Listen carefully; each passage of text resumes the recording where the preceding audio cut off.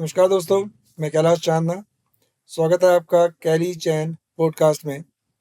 ये वो पॉडकास्ट है जहाँ पर ज़िंदगी को कैसे बेहतर ढंग से जिया जाए, एक सक्सेसफुल पूरी ज़िंदगी निकाली जाए।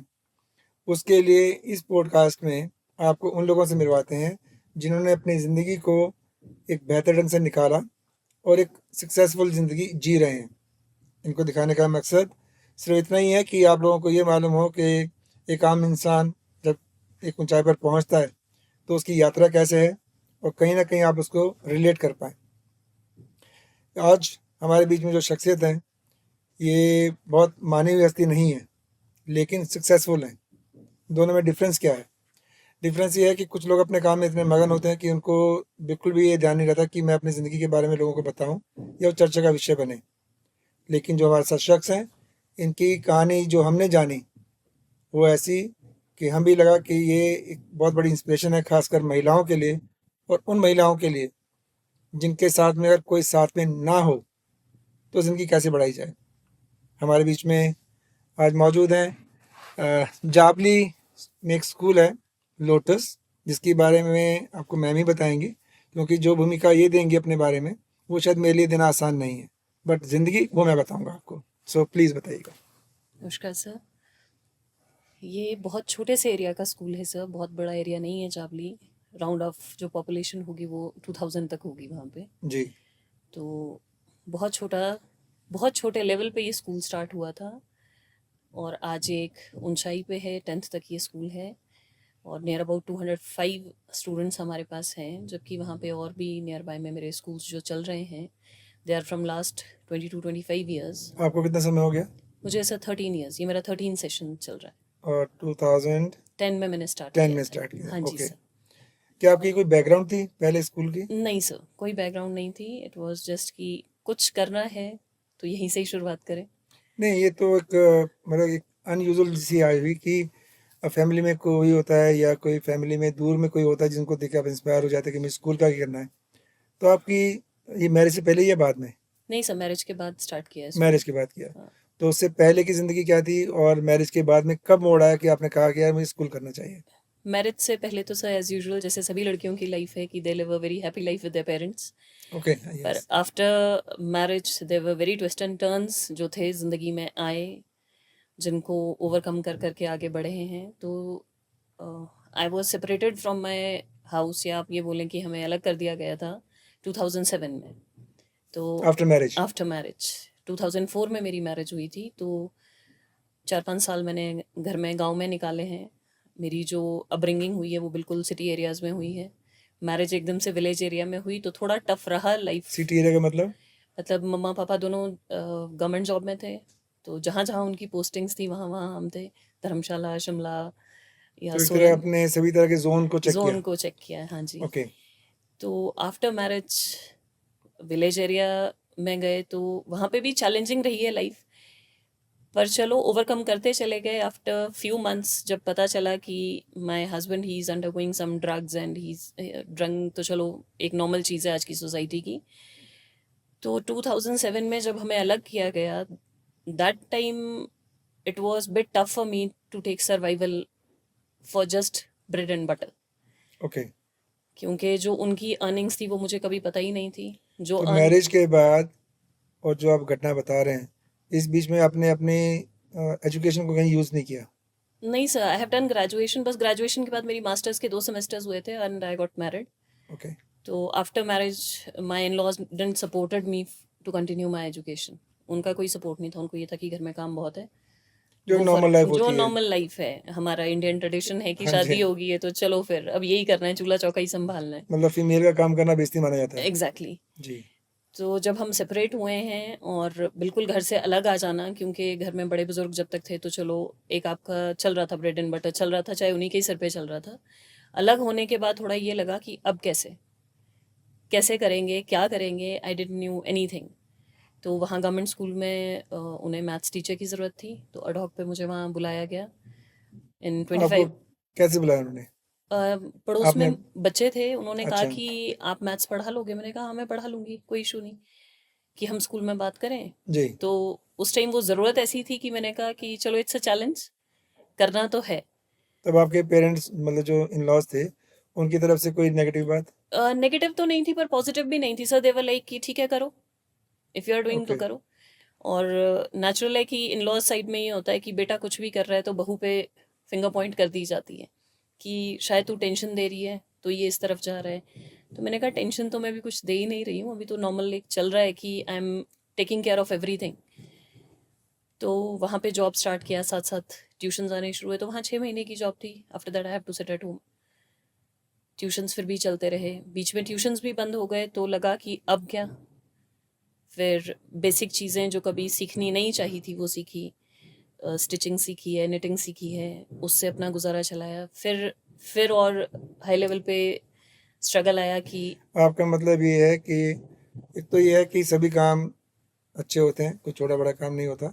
लेकिन जिस एजुकेशन से आए, जिस फैमिली से आए, उसके बाद कुछ ख़ास समय निकालने के बाद, मैरिज के बाद, तब इनको कुछ जो काम सीखने पड़े शायद उसकी चर्चा करें। हाँ जी, हाँ ओके, जी। जी, तो फिर वो सीखा, किया भी, पर वो बहुत ज़्यादा लंबा टाइम वो भी नहीं कर पाई बिकॉज़ अपना एक हेल्थ इश्यूज़ स्टार्ट हो गए थे। फिर वहीं पे ही एक स्कूल था जाबली में, डिवाइन पब्लिक करके, वहाँ जॉब जॉइन किया 2009 में and my salary was very high, it was 1200। ठीक इन है। 1200 rupees I started my job.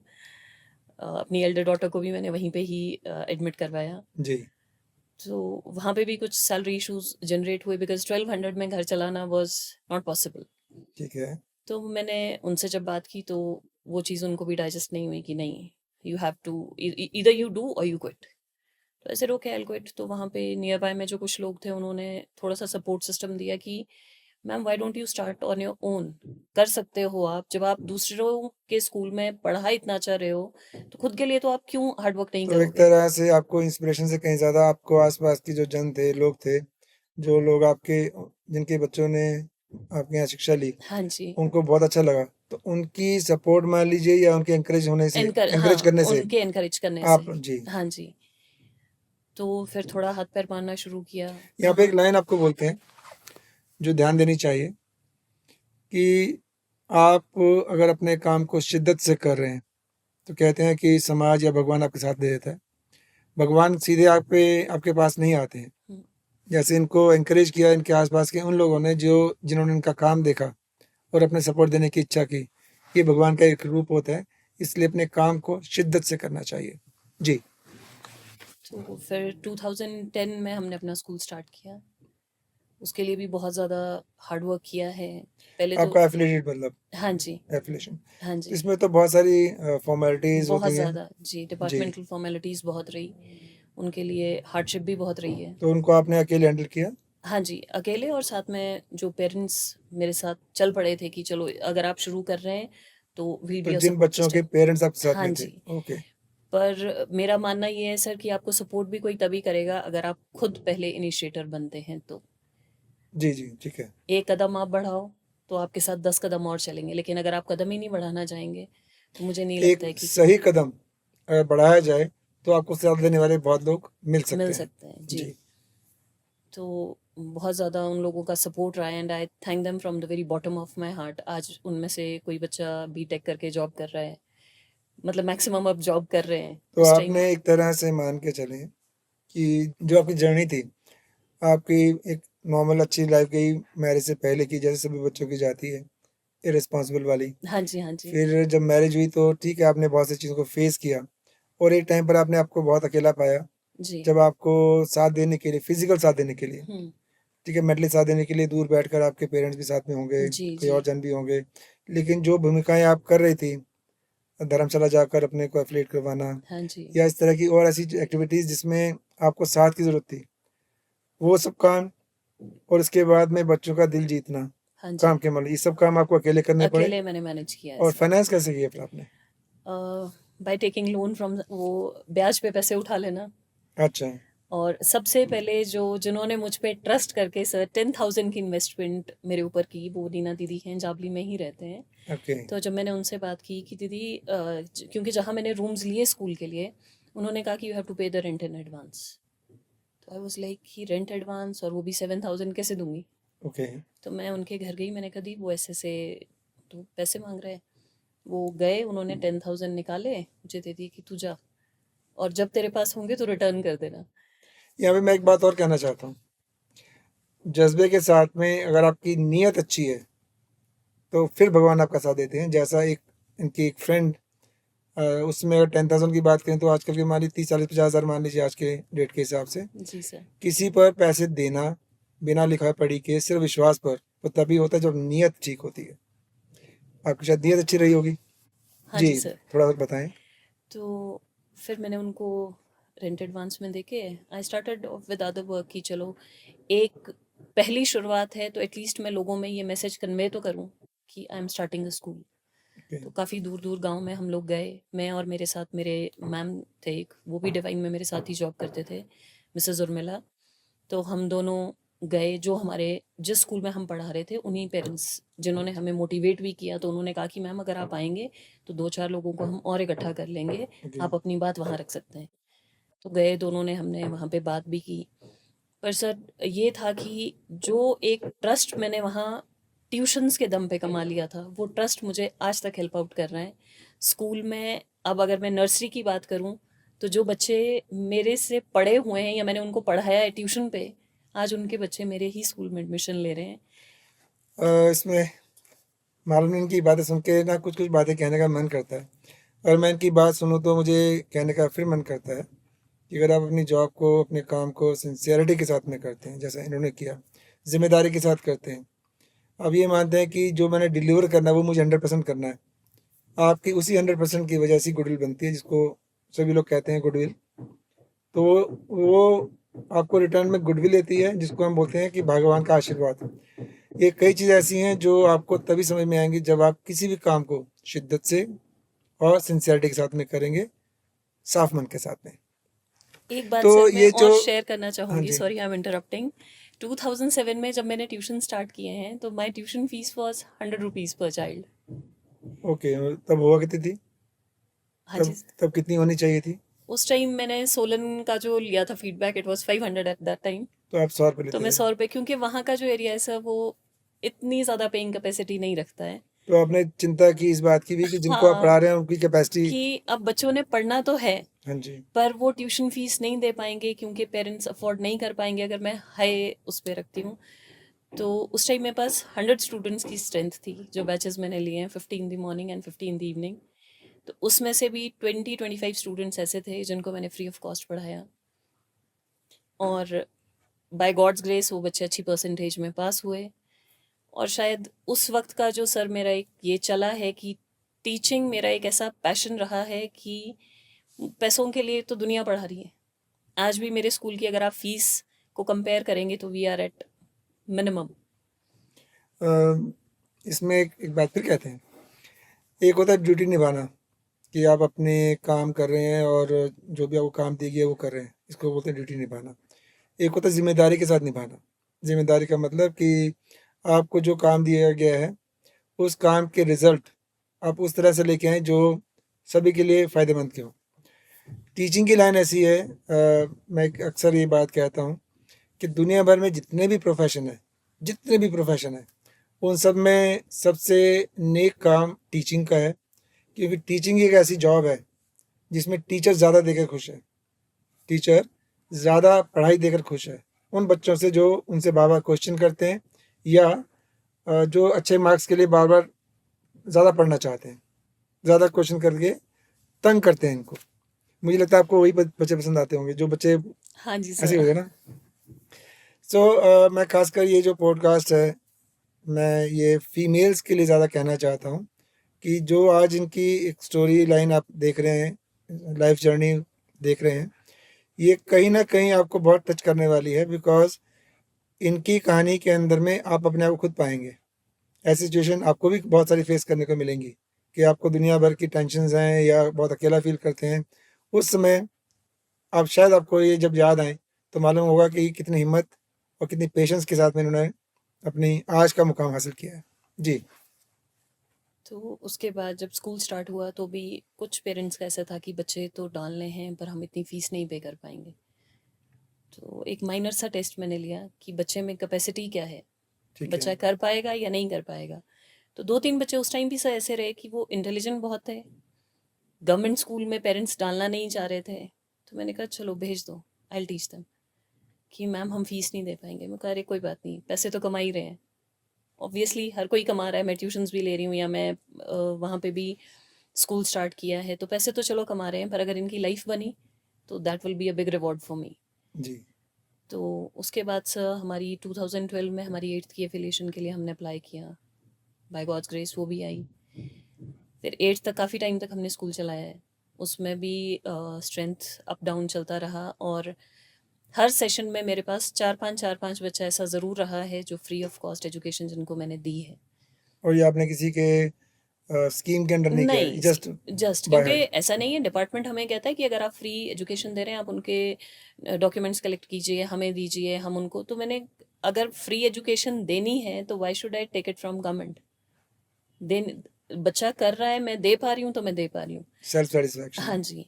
और अभी भी मतलब एट प्रेजेंट हमारे पास 17 स्टूडेंट्स हैं जो free of cost education gain कर रहे हैं स्कूल में। उसमें से 3-4 बच्चे बिल्कुल ऐसे हैं कि मतलब हैंड टू माउथ उनके पेरेंट्स की अर्निंग है, पर उनकी ड्रेस वगैरह सब कुछ मैं खुद देख रही हूँ कि जहाँ तक मैं कर पाऊँगी आई विल डू इट। जब ना कर पाऊँ तो शायद मैं बोल दूँगी आपको कि अब मेरे बस में नहीं है।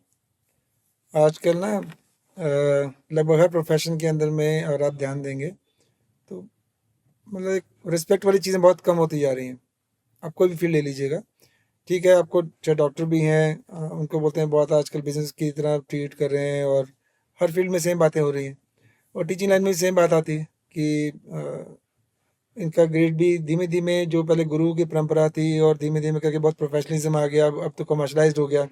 ऐसे में इन जैसी शख्सियत जो हैं ये टीचर्स की वैल्यूज़ बढ़ा रही हैं। एंड ऑफ द डे एक टाइम के बाद सबने जाना है, जब इंसान को ये मालूम होता है कि पैसा साथ नहीं जाना। एटलीस्ट वो जो ज़िंदगी जी रहे हैं वो ज़िंदगी सुकून में जाए, इसके लिए नीयत साफ़ होगी और एफिशिएंसी आप काम करते हैं तो आप सुकून में एक बेहतर ज़िंदगी निकालते हैं। कोई ऐसी चीज़ बताइए जो आज का यूथ में आप कमी देखते हो, या आपको लगता है कि यूथ में ये और बेहतर होना चाहिए? जी सर, यूथ में अगर हम कमियों की बात करें तो बहुत हैं। उनका एक चीज़ जो मैं, मेरी पर्सनल ऑब्जर्वेशन, या मैं अपने स्कूल स्टूडेंट्स के बारे में बोलूँ या मेरे आसपास में जो बच्चे हैं, एक तो उनमें जो एक बड़ी ड्रॉबैक मैं देख रही हूँ कि संस्कारों की कमी बहुत ज़्यादा आती चली जा रही है। संस्कार का मतलब? संस्कार का मतलब सर कि बड़ों को डिसरिगार्ड करना एक कॉमन चीज़ हो गई है। They don't want to listen to their elders. मतलब पेरेंट्स अगर कुछ बोल रहे हैं तो उसको ठीक है बोल दिया अगर कर। मजाक में बात करूं तो उनके पेरेंट्स बन गए आजकल इंटरनेट। हाँ जी, आजकल के पेरेंट्स हैं उनके बिल्कुल इंटरनेट। बिल्कुल। हर वक्त वो मतलब फ़ोन पे जितना टाइम वो स्पेंड कर रहे हैं उतना टाइम अगर शायद वो किसी और चीज़ पे लगाएं तो they will be better human beings. शायद टारगेट की कमी है उनके पास। जी। मतलब कोई एम नहीं है लाइफ में। हम पढ़ रहे हैं तो हम पढ़ रहे हैं, नहीं पढ़ रहे हैं तो भी क्या। ओके, बहुत मतलब एक मस्ती वाली जिंदगी मस्ती है। वाली ज़िंदगी, बिल्कुल बिल्कुल जी। आने वाले कल की खबर नहीं। खबर नहीं है। गर्ल्स भी आउट ऑफ द ट्रैक बहुत ज़्यादा चली गई हैं। मतलब एक एमलेस लाइफ शायद आज का यूथ जी रहा है। इसमें आप किसकी गलती मानते हैं, कमी मानते हैं? सो मोर ओवर तो मुझे लगता है कि वो बोला जाता है ना कि बच्चे का पहला स्कूल उसका घर है। हाँ जी, पेरेंट्स की। पेरेंट्स। जी। क्योंकि ज़रूरत से ज़्यादा फैसिलिटेशन बच्चों को आजकल मिल रहा है, जो मैं फ़ील करती हूँ। जहाँ एक चीज़ की ज़रूरत है वहाँ 4 लेके दी जा रही हैं। इकोनॉमी शायद इतनी हाई लेवल पे चली गई है कि अब पेरेंट को लगता है कि पैसा देके हम सब कुछ ले रहे हैं, पर ओके, वो पैसा कहीं न कहीं बच्चों की बर्बादी का कारण तो बन रहा है। कोई ऐसे रीज़न दीजिए कि मुझे मालूम है कि आपकी स्ट्रिक्टनेस की वजह से आपका जो स्कूल है वो काफ़ी सेफ है, जो हमने ऑब्जर्व किया। हाँ जी। लेकिन फिर भी कुछ टिप्स ऐसे लेना चाहेंगे कि स्कूल के मैनेजमेंट को, अगर फैमिली की बात की जाए, पेरेंट्स हैं या उनके नज़दीक के जो लोग हैं, प्लस थर्ड ऑप्शन है सरकार। सबकी अपनी अपनी भूमिकाएं हैं। हाँ जी, हाँ जी। इन सब के लिए कोई एक एक लाइन कहेंगे आप? सर क्योंकि देखिए आज का जो यूथ है आने वाला कल का फ्यूचर है। वो कल का प्राइम मिनिस्टर भी है, मंत्री भी है, आईएएस ऑफिसर भी है, इंजीनियर भी है, डॉक्टर भी है, हर चीज़ है। तो आने वाला यूथ कल के लिए कितना रेडी है, आने वाला यूथ कितना रिस्पॉन्सिबल है, ज़िंदगी को किस तरह से देख रहा है, वो देखना, ज़िंदगी को देखना ही तय करता है कि वो कमर्शलाइज बनने जा रहा है या काम इंसान, एक अच्छा इंसान बनने जा रहा है। तो 3 सर मैनेजमेंट की अगर मैं बात करूं, स्कूल मैनेजमेंट्स की स्कूल अगर मैं बात मैनेजमेंट की। करूं, कि मैं फेसबुक पे जो मैं देखती हूँ कि बहुत सारी चीज़ें सिर्फ और सिर्फ दिखाने के लिए की जा रही हैं। सोशल मीडिया पे अपडेट्स हो रहे हैं कि the children are coming to school, the teachers are hugging them, वो एक फ़ोटो शूट चल रहा है, उसके बाद वैसा कुछ नहीं है। अगर पर्सनली मैं बात करूं तो मुझे लगता है कि जो अथॉरिटीज़ हैं, like if I am the principal, I need to go among the students, I need to know their problems. कई बार बच्चा क्या होता है ना, वो सब घर पे इतना खुल के बात नहीं कर पाएगा जितना वो अपने टीचर के साथ, अगर टीचर फ्रेंडली है तो। कर सकते हैं जी। हाँ जी, वो बहुत खुल के अपने टीचर्स के साथ अपने आप को शेयर करते हैं।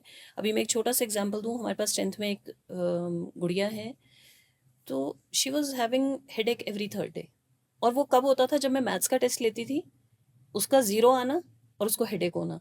2-3 बार जब मैंने रियलाइज़ किया, तो उनके चाची मेरे स्कूल में जॉब करते हैं, मैंने उनको कहा कि आज वो क्यों नहीं आए हैं? कि ma'am she is having headache. मैं कहा उनको कॉल कर सकते हो आप स्कूल? कि हाँ जी मैम। उन्होंने कॉल किया, मैंने कहा प्राची बेटा क्या फ़ील कर रहे हो? क्यों हेडेक हो रहा है? मैं बहुत मेहनत कर रही हूँ, मार्क्स नहीं आ रहे हैं तो हेडेक हो रहा है। कि यस मैम। तो आपने ये चीज़ मुझसे शेयर क्यों नहीं की? आपको लग रहा है कि मैं एक्स्ट्रा क्लासेस दे रही हूँ, उसके बाद भी आपको एक्स्ट्रा टाइम की ज़रूरत है? कि यस। और कोई आपको और कोई चीज़ ऐसी है जो आपको तंग कर रही है कि हाँ, मुझे घर में ये नहीं करना होता है, मुझे फ़ोर्स किया जाता है कि करो।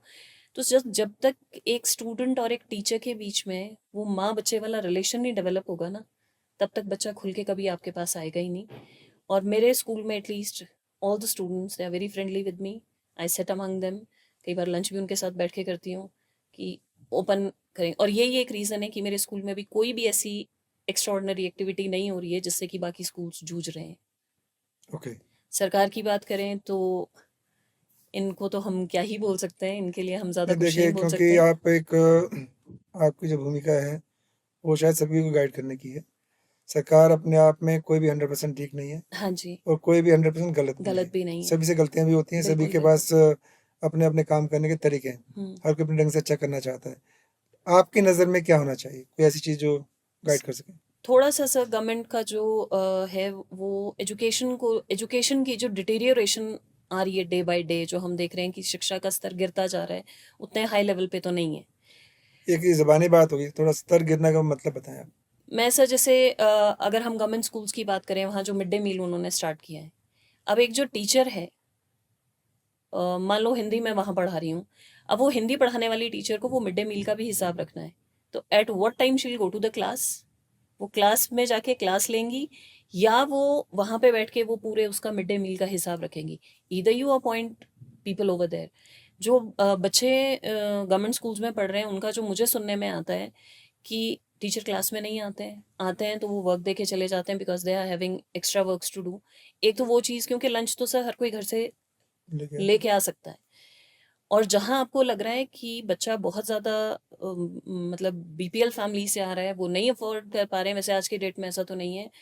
तीन हिमाचल में, 3 वक़्त का खाना तो किसी भी घर में बनता है। क्योंकि मैंने आज तक ना हिमाचल में कोई भिखारी नहीं देखे। नहीं देखे। हुँ, जी सर। जी। और थोड़ा-सा कि टीचर्स में एक जो ये एरोगेंस है कि पढ़ना है पढ़ो, अदरवाइज़ हमें तो तनख्वाहें मिल रही उसमें हैं। तो एक बात ये भी आ जाती है ना कि पेरेंट्स कई बार आके टीचर को गुस्सा करते भी, हमारे बच्चे को आपने वो भी सर गुस्सा कैसे गवर्नमेंट किया की है? देन है ना, कि टीचर स्ट्रिक्ट नहीं हो सकता, टीचर के तो हाथ बाँध दिए। अगर अच्छा, टीचर स्ट्रिक्ट नहीं होगा तो बच्चा डरेगा कैसे? 8th तक फेल ना करना, एक और वो गवर्नमेंट का रूल है कि 8th तक कोई बच्चा फेल नहीं होगा। जिस बच्चे को सर पहली कक्षा में लिखना नहीं आ रहा है, वो बच्चा पास होते-होते 8th में पहुँच गया। अब 8th जो नहीं लिख पा रहा है, वो 8th में जाके क्या करेगा? 9th में जाके क्या करेगा? ठीक है? जी, 8th में पास आउट तो टीचर ने तो करना है क्योंकि गवर्नमेंट के ऑर्डर्स हैं, हाँ we ji. Can't fail him. 9th में जाके उस बच्चे को कुछ नहीं आ रहा है, तो इसको शिक्षा का स्तर गिरना ही बोलेंगे ना सर। तो सरकार क्या सोचकर 8वीं तक बच्चों को पास कर देती है? क्या सोचकर उनकी कमियों को नहीं आगे आने देना, उनको महसूस ना कराना, क्या सोच के किया होगा? विचार करें आप।